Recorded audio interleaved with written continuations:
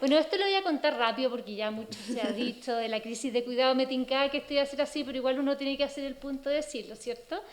Esta crisis de cuidado es anterior a la pandemia. La pandemia la agudizó, pero estos problemas venían de mucho, mucho antes. De hecho, yo tengo hijas adolescentes trillizas que van a cumplir 14 años y la crisis era bien parecida a lo que se tiene ahora, salvo quizás cuando los colegios estaban cerrados. ¿Y qué es lo que te muestra esto? Que la rigidez laboral, la falta de regulación sobre el teletrabajo, la falta de las redes de apoyo, hace que las mujeres madres tengan que acudir a licencia, ¿cierto? Y por eso no es casualidad que la tasa de licencia médica es mucho mayor, se tapó el número ahí, pero para las mujeres que para los hombres. Y también tenemos que, anterior a la pandemia, tenemos miles de mujeres que quieren trabajar, que te dicen yo quiero trabajar, pero no puedo, ¿por qué? Porque la jornada, como está estipulada, digamos, no me sirve. Y por eso creemos que es la flexibilidad laboral, el teletrabajo permanente y la coparentalidad, en el caso que haya, por supuesto, un hombre responsable que quiera ejercer su coparentalidad, son una herramienta para sanar nuestro país, que tienen una infancia enferma, una adolescencia con problemas y madres, como todas sabemos, muy cansadas, y también para dar mayores oportunidades a las mamás y a sus familias. Dentro de la discusión que hemos tenido y de la recabación de testimonios que hemos escuchado de todas las mamás que nos siguen a través de todas las redes sociales, y sobre todo en nuestras presentaciones con distintas autoridades, siempre se ha hablado sobre este punto en particular. ¿Qué ocurre con la precarización del trabajo, sobre todo de la mujer, entendiendo que la mujer es la que ejerce las mayores labores de cuidado históricamente? Y llegamos a esta pregunta: ¿es el teletrabajo lo que precariza o precarizamos el teletrabajo? Y esta pregunta en el fondo busca hacerse cargo del avance del teletrabajo en nuestro país, partiendo con la legislación, con la ley 21.220, que es la que establece el teletrabajo, lo establece solamente para el sector privado, dejando completamente fuera a los funcionarios públicos, y ya con eso precarizamos y hacemos una diferencia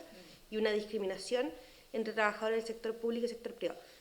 Luego de eso, y en atención claramente a la llegada de la pandemia, aparecen dos nuevas legislaciones, que son las leyes 21.342 y 21.391, que abren esta ventana y en el fondo dejan esta herramienta sobre la mesa para los padres y madres del país respecto a la posibilidad de ejercer estas labores ya desde el domicilio, y entendiendo que existía una situación excepcional de cierre de colegios, de lugares de trabajo, prohibición de movilidad en general de las familias. Pero lamentablemente, sobre todo la ley 21.391 vino nuevamente a precarizar el teletrabajo, si bien le abre la puerta a los funcionarios públicos para que puedan aplicar esta modalidad en sus lugares de trabajo, los obliga a que las labores de cuidado y las labores remuneradas caigan en la misma persona, y eso nuevamente precariza una modalidad que no debería precarizarse en primer lugar. En ese sentido, nosotros consideramos que el teletrabajo en sí mismo no es lo que precariza el puesto de trabajo, sino que es la condición en la que se otorga o no se otorga. Por un lado, para el sector privado, sacándonos esta idea de la alerta sanitaria y ya saliendo de la lógica de la pandemia, el único acceso que tendría el sector privado al teletrabajo es a través de la ley 21.220, que es una ley que deja en manos del empleador y de su buena voluntad, porque no es voluntad, es buena voluntad, es casi la buena onda, el otorgar teletrabajo a un trabajador, sin mirar, sin considerar nada más que si a él le gusta o no le gusta la modalidad. Y eso ya es precario. Ya el tener trabajadores que no tengan ningún peso dentro de una negociación es precario. Y nuevamente, quedaríamos sin ninguna regulación para el sector público, quedando en muchos casos a lo que pueda hacer el jefe de servicio, sin tener tampoco el financiamiento adecuado para ello, lo que hace claramente necesario el regularlo de forma más extensiva y que sea aplicable a todos los trabajadores,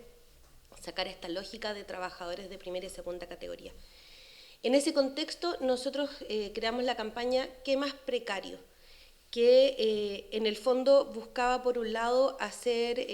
un punto respecto a esta idea de la precarización, pero además acoger los testimonios de distintas mamás. Hemos recibido testimonios que llegan a ser desgarradores, no solamente en los tiempos de traslado, sino que en el abandono de los hijos y en el fondo en el llegar a cuestionarnos en qué tengo que fallar, en qué yo como padre fallo. fallo en la crianza de mis hijos, fallo en el acompañamiento de mis hijos o fallo en ser un trabajador que cumple con sus labores. Y en ese sentido buscamos que esta herramienta dé respuesta a esto. ¿Qué más precario que no poder ver a mis hijos despiertos? ¿Qué más precario que decidan otros lo que es mejor para mi familia? ¿Qué es lo que está ocurriendo hoy día y qué es lo que va a seguir ocurriendo si no legislamos rápidamente sobre este tema? Es por eso que nosotros buscamos que la legislación regule el teletrabajo, regule la flexibilidad laboral como un derecho que tienen todos los trabajadores que ejercen labores de cuidado. Ellos en primer lugar, y ahí lo ampliamos, no solamente hablamos de padres y madres, hablamos de quienes tengan a su cuidado personas en situación de discapacidad, que tengan a su cuidado adultos mayores no valentes, puesto que todos ellos en este minuto quedan fuera y quedan invisibilizados en atención a que ese tipo de crisis, la crisis de cuidado ocurre dentro de nuestros hogares y eso lo hace invisible a la luz pública. En ese sentido, nuevamente, establecer el teletrabajo como un derecho, aquí nos vamos a la legislación comparada, sobre todo la legislación australiana que establece el right to request, que en el fondo es el derecho que tiene el trabajador a solicitar un beneficio, en este caso el teletrabajo como modalidad de trabajo, y que debe ser otorgado salvo que existan razones fundamentadas por parte del empleador para su no otorgamiento. En caso de controversia, que esto se pueda llevar ante la Dirección del Trabajo o ante los tribunales laborales, lo que sea en el fondo más rápido de resolución.